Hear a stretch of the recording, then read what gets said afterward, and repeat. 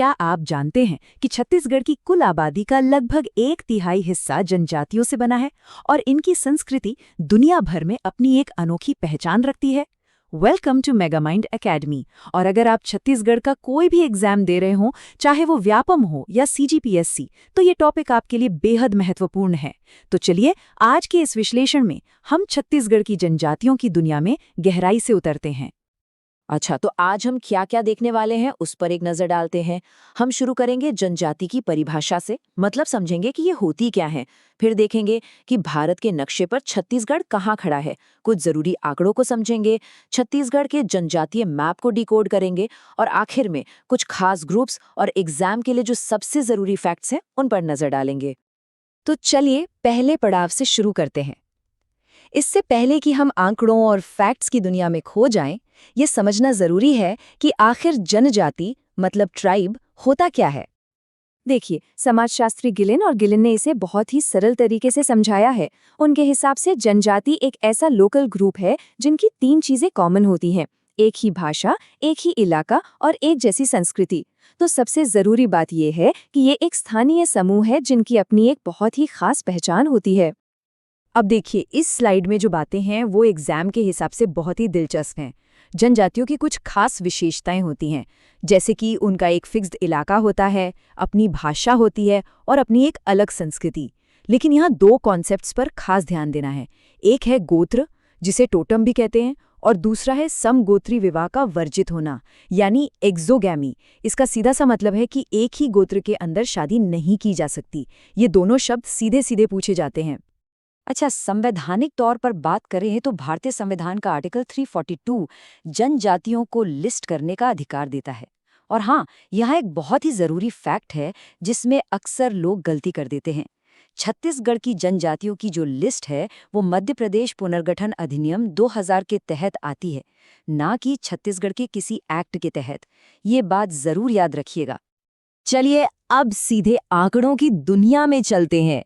ये वो नंबर्स हैं जो आपको कॉम्पिटिटिव एग्जाम्स में दूसरों से आगे ले जा सकते हैं। ये एक ऐसा सवाल है जो हमेशा कंफ्यूजन पैदा करता है। छत्तीसगढ़ में कुल 42 जनजातियां हैं या 43? तो आज इस उलझन को हमेशा के लिए सुलझा लेते हैं। रूल बहुत सिंपल है। अगर एग्जाम के ऑप्शन में 43 नहीं दिया है तो आपका जवाब होगा 42। लेकिन अगर 43 ऑप्शन में मौजूद है तो सही जवाब 43 ही है। और ये 43वीं जनजाति है बिंजिया, जिसे बाद में इस लिस्ट में जोड़ा गया था। 2011 की जनगणना के हिसाब से छत्तीसगढ़ की कुल जनजातीय जनसंख्या है 78,22,902। ये आंकड़ा आपको सीधे सीधे याद रखना है क्योंकि ये अक्सर पूछ लिया जाता है। और ये स्लाइड इस आंकड़े को एक नया नजरिया देती है। राज्य की कुल आबादी का 30.62% हिस्सा जनजातीय है। इसे ऐसे समझिए कि छत्तीसगढ़ में लगभग हर तीसरा व्यक्ति एक जनजातीय समुदाय से है। ये आंकड़ा छत्तीसगढ़ की सांस्कृतिक पहचान के लिए बहुत ज्यादा मायने रखता है। अब जरा तस्वीर को थोड़ा बड़ा करते हैं और देखते हैं कि पूरे भारत के हिसाब से छत्तीसगढ़ की जनजातीय आबादी कहाँ ठहरती है।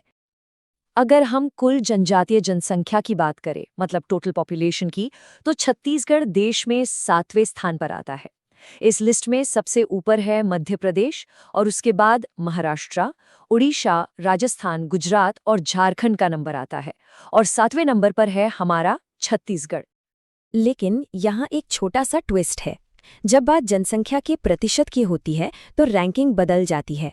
अगर हम सिर्फ राज्यों की बात करें तो छत्तीसगढ़ 8वें स्थान पर है, लेकिन अगर हम राज्यों के साथ केंद्र शासित प्रदेशों को भी शामिल कर लें तो रैंकिंग 10वें स्थान पर पहुंच जाती है। ये छोटा सा फर्क एग्जाम में आपको फंसा सकता है, तो इसे ध्यान से समझ लीजिए। अब भारत से वापस छत्तीसगढ़ के अंदर चलते हैं और इसके जनजातीय नक्शे को समझते हैं। ये सेक्शन बहुत विजुअल होने वाला है और हम इसे कुछ मज़ेदार ट्रिक्स के साथ याद करेंगे। अगर वीडियो इन्फॉर्मेटिव लग रहा हो तो एक लाइक जरूर कर देना। It keeps us motivated. सबसे ज्यादा जनजातीय जनसंख्या वाले जिलों को याद रखने के लिए एक बहुत ही शानदार निमोनिक ट्रिक है, जबरा। तो चलिए जबरा को डिकोड करते हैं। ज से जसपुर, ब से बस्तर और रा से रायगढ़। बस हो गए याद। ये 3 जिले जनसंख्या के मामले में टॉप पर हैं। ठीक इसी तरह सबसे कम जनजातीय आबादी वाले जिलों के लिए भी एक ट्रिक है और वो है बेमूरा।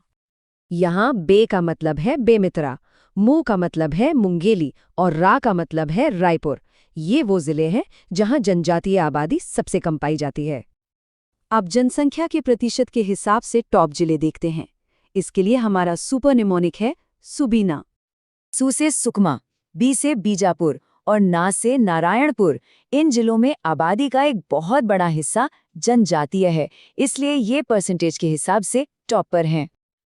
चलिए, अब हम अपने आखिरी और सबसे महत्वपूर्ण हिस्से पर आ गए हैं, जहां हम कुछ विशेष जनजातीय समूहों और एग्जाम के लिए कुछ और जरूरी फैक्ट्स पर बात करेंगे। यहाँ हम बात कर रहे हैं पीवीटीजीज की, यानी पर्टिकुलरली वल्नरेबल ट्राइबल ग्रुप्स की। ये ऐसे जनजातीय समूह हैं जिन्हें विशेष संरक्षण की जरूरत है। ये स्लाइड बहुत साफ साफ दिखाती है कि छत्तीसगढ़ में कुल 7 पीवीटीजीज हैं, जिनमें से 5 को केंद्र सरकार और 2 को राज्य सरकार ने मान्यता दी है। और ये हैं वो 7 समूह। केंद्र सरकार द्वारा घोषित हैं अबुझमाड़िया, बेगा, बिरहोर, कमार और पहाड़ी कोरवा, और राज्य सरकार द्वारा घोषित हैं भूंजिया और पंडो। इन 7 के नाम आपको याद होने ही चाहिए, ये बहुत जरूरी हैं। ये स्लाइड एक बहुत ही दिलचस्प तुलना करती है जो अक्सर एग्जाम्स में कंफ्यूजन पैदा करती है। अगर पूरे भारत की बात करें तो सबसे बड़ी जनजाति है भील और दूसरे नंबर पर आते हैं गोंड। लेकिन जब हम सिर्फ छत्तीसगढ़ की बात करते हैं तो यहाँ सबसे बड़ी जनजाति गोंड है, जिसके बाद कंवर और उरांव का नंबर आता है। ये अंतर जानना बेहद जरूरी है। तो आज के इस पूरे विश्लेषण से ये तो साफ है कि छत्तीसगढ़ की जनजातीय विरासत कितनी गहरी, समृद्ध और विविध है। आपके अनुसार छत्तीसगढ़ की सबसे अनोखी जनजाति कौन सी है और क्यों? कमेंट में जरूर बताएं और मेगा माइंड एकेडमी को सब्सक्राइब करना मत भूलना।